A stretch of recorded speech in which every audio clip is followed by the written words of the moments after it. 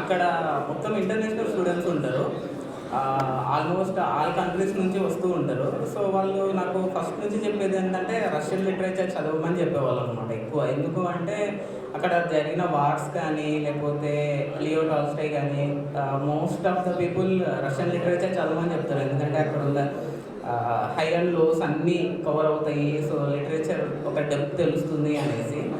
So దాని తర్వాత నేను ముంబై మూవ్ అయ్యాను. ముంబై మూవ్ అయిన తర్వాత మా మెంటర్ హరి గారు ఫోన్ చేసి లేదు ఒకసారి మన సైడ్ రాయలసీమ తరపు నుండి ద గ్రేట్ బుక్స్ వచ్చాయి, సప్తభూమి ఉంది, ఒక్కసారి చదివి చూడు, it is equal to Game of Thrones kind of story telling ఉంది దాంట్లో, why not you start reading అంటే నేను స్టార్ట్ చేశాను అనమాట. అప్పుడు చదివినప్పుడు అంటే ఇంత గొప్ప ఇంటర్నేషనల్ కైండ్ ఆఫ్ రైటింగ్ మన దగ్గర నుంచి కవిత్వం అంటే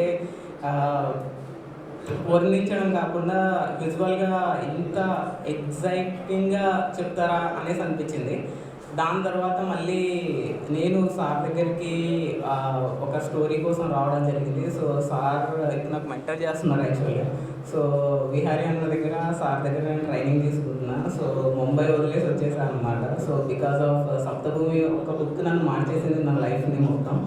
సో దాని తర్వాత మధ్యలోనే ఈ ప్రాసెస్లోనే కడవటి యుద్ధం చదవడం జరిగింది. అసలుకి ఎంత డ్రీమ్ లాగా అనిపించింది అంటే నాకు ఒకవైపు ఇంత గొప్ప నావెల్ చదువుతున్నాను, it is equal to like Russian లిటరేచర్కి ఈక్వల్గా ఉంది. దానికంటే ఒకవేళ మా ఫ్రెండ్స్ ఫారినర్స్ ఎవరైతే నాకు సజెస్ట్ చేస్తారో వాళ్ళందరికీ నాకు ఈ బుక్ వాళ్ళకి సజెస్ట్ చేయాలనిపించింది. ఎందుకంటే మా వైపు నుంచి ఇంత గొప్ప బుక్, ఇంత డెప్త్ కానీ నాట్ అబౌట్ చాలామంది కాంట్రవర్సీస్ వస్తున్నాయని వింటున్నా, బట్ ఐ ఫీల్ దట్ అవన్నీ దాటి చదివితే ఆ బుక్లో చాలా చాలా గొప్ప విషయాలు ఉన్నాయి యాక్చువల్గా.